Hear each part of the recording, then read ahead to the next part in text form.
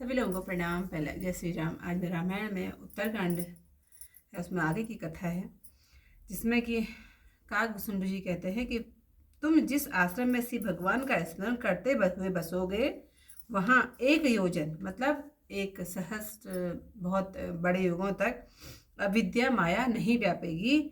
काल कर्म गुण दोष स्वभाव आदि से उत्पन्न दुख कभी नहीं व्यापेगा। श्री राम जी की गुप्त और प्रकट जितनी सुंदर कथाएं जो इतिहास और पुराणों में गाई हैं, वे सब तुम बिना परिश्रम ही जान जाओगे। श्री राम जी के चरणों में तुम्हारा अनुराग नित्य नया होगा।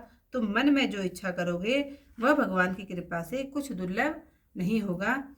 हे दीर्घ बुद्धि गरुड़, सुनिए। मुनि का आशीर्वाद सुनकर आकाश से गंभीर ब्रह्मवाणी हुई कि हे ज्ञानी मुनि, तुम्हारा वचन ऐसा ही हो। यह कर्म मन और वाणी से मेरा भक्त है। आकाशवाणी सुनकर मुझे बड़ा हर्ष हुआ। मैं प्रेम में मग्न हो गया और सब संदेह जाता रहा। तब विनती करके मुनि की आज्ञा पाकर उनके चरणों में बारंबार सिर नवाकर मैं हर्षपूर्वक इस आश्रम में आया।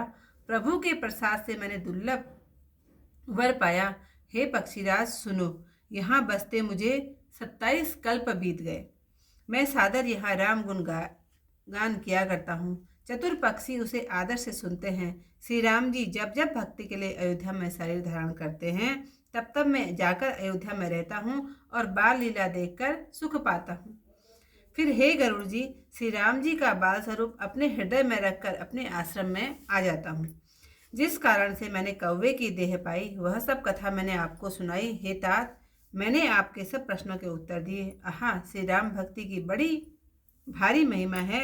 यह काग शरीर मुझे इसी से अत्यंत प्रिय है कि इससे श्री राम जी के चरणों में प्रेम हुआ, प्रभु के दर्शन पाए और सब संदेह दूर हो गए।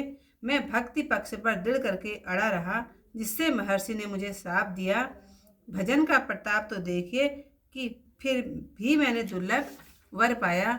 जो ऐसी भक्ति को जानबूझकर छोड़ देते हैं और केवल ज्ञान के लिए परिश्रम करते हैं, वे मूर्ख अपने घर की कामधेनु को छोड़कर दूध के लिए अकौवे के वृक्ष खोजते फिरते हैं। हे पक्षीराज सुनिए, जो लोग भगवान की भक्ति को छोड़कर दूसरे उपाय से सुख चाहते हैं, वे 60 महासागर को बिना नौका के ही अपनी जड़ करनी पर तैरकर पार करना चाहते हैं। शिवजी बोले, हे भवानी, भुसुंडी जी के वचन सुनकर गरुड़ जी आनंदित होकर मधुर वाणी बोले, हे प्रभु, आपकी कृपा से मेरे हृदय में संशय दुख मोह भ्रम नहीं रहा। मैंने आपकी कृपा से पवित्र रामचरित्र सुने और शांति पाई। हे प्रभु, आपसे एक बात पूछता हूँ, समझा कर मुझे बताएं। संत मुनि वेद और पुराणों का कथन है कि ज्ञान के बराबर कुछ दुर्लभ नहीं है। वही ज्ञान आपसे लोमस ऋषि ने कहा, हे गोसाई, परंतु आपके भक्ति के बराबर उसका आदर नहीं किया। हे दयानिधान प्रभु, ज्ञान और भक्ति में कितना अंतर है, सो सब मुझसे कहिए। गरुड़ जी के वचन सुन सुख मानकर सुजान काकभूषुंड जी बोले, ज्ञान और भक्ति में कुछ भेद नहीं है, दोनों ही संसार जनित दुख को हर लेते हैं।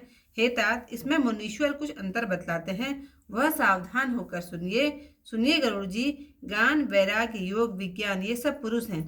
पुरुषों का प्रताप सब तरह से प्रबल होता है। स्त्रियां स्वभाव से ही बलहीन और जड़ प्रकृति की होती हैं।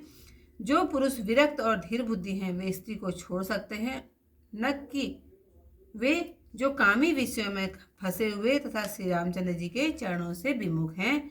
ज्ञान निधान मुनि भी मृग नयनी स्त्री के चंद्रमुख को देखकर विवश हो जाते हैं।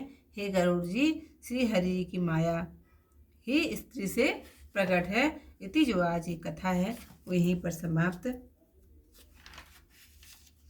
काल कर्म गुण दोष स्वभाव, कछु दुख तुम ही न व्यापहि काऊ। राम रहस्य ललित विधि नाना, गुप्त प्रकट इतिहास पुराना। विनु सम तुम जानव सब जो, नित नव नेह राम पद हो। जो इच्छा करी हो मन माही, हरि प्रसाद कछु दुर्लभ नाही। सुनि मुनि आशीष सुनु मति धीरा, ब्रह्म गिरा भई गगन गंभीरा। एवं अस्तु तव वच मुनि ज्ञानी, यह मम भगत कर्म बमानी। सुनि नभ गिरा हरस मोहि भयहूँ, प्रेम मगन सब संशय गयहूँ। करि विनती मुनि आय सुपाई, पद सरोज पुनि पुनि सिर नाई। हरस सहित एहि आश्रम आयऊँ, प्रभु प्रसाद दुर्लभ वर पायऊँ। यहाँ बसत मोहि सुनु खगईसा, बीते कलप सात अरुवीसा। करऊँ सदा रघुपति गुण गाना, सादर सुनहि विहंग सुजाना। जब जब अवधपुरी रघुवीरा, धरहि भगत हित मनुज शरीरा। तब तब जाय रामपुर रहूँ, शिशु लीला विलोक सुख लहूँ। पुनि उर राखि राम शिशु रूपा, निज आश्रम आवहु खग भूपा। कथा सकल मैं तुम्हि सुनाई, काग देह जहि कारण माई।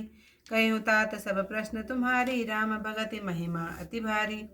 ताते यह तन मोहि प्रिय, भयउ राम पद नेहा। निज प्रभु दर्शन पायऊँ, गए सकल संदेह। भगति पक्ष हटि कर रहेऊँ, दीनि महारिषि साप। मुनि दुर्लभ वर पायऊँ, देखऊँ भजन प्रताप। ये असि भगति जानि परिहरहि, केवल ज्ञान हेतु श्रम करहि। ते जड़ काम धेनु ग्रह त्यागी, खोजत आगु फिरकि पय लागी। सुनु खगेश हरि भगति विहाई, जे सुख चाहै आन उपाई। ते सठ महा सिंधु विनु तरनी, पैरी पाठ चाहै जड़ करनी। सुनि भुसुंडी के वचन भवानी, बोले गरुड़ हरष मृदुवानी। तब प्रसाद प्रभु मम उर माही, संशय शोक मोह मम नाही। सुनेउ पुनीत राम गुण ग्रामा, तुम्हारी कृपा लहऊ विश्रामा। एक बात प्रभु पूछहु तो ही, कहूँ बुझाई कृपा निधि मोहि। कहीं संत मुनि वेद पुराना, नहीं कछु दुर्लभ ज्ञान समाना। सोई मुनि तुम सन कहे गुसाई, नहीं आदर हूँ भगत की नाई। ज्ञान ही भगत ही अंतर केता, सकल कहूँ प्रभु कृपा निकेता। सुनि उर गारी वचन सुनो सुख माना, सादर बोले काग सुजाना। भगत ही ज्ञान ही नहीं कछु वेदा, उभय हरहि भव संभव खेदा। नाथ मुनीस कहे कछु अंतर, सावधान सो सुनु विहंगवर। ज्ञान विराग जोग विज्ञाना, ए सब पुरुष पुनु सुनौ हरि जाना। पुरुष प्रताप प्रबल सब भांति, अबला अबल सहज जड़ जाति। पुरुष त्याग सकल नारि, जो विरक्त मति धीरा। न तु कामी विषयावस, विमुख जो पद रघुवीरा। मृग नयनी विदुमुख निरखी, सोई मुनि ज्ञान निधान। नारी विष्णु माया प्रगट, विवश होई हरि जान। सियावर रामचंद्र पति जय, शरणम शंकर हरि ओम। जय जय सिया राम। मंगल भवन अमंगल हारी, उमा सहित जय जपत मुरारी।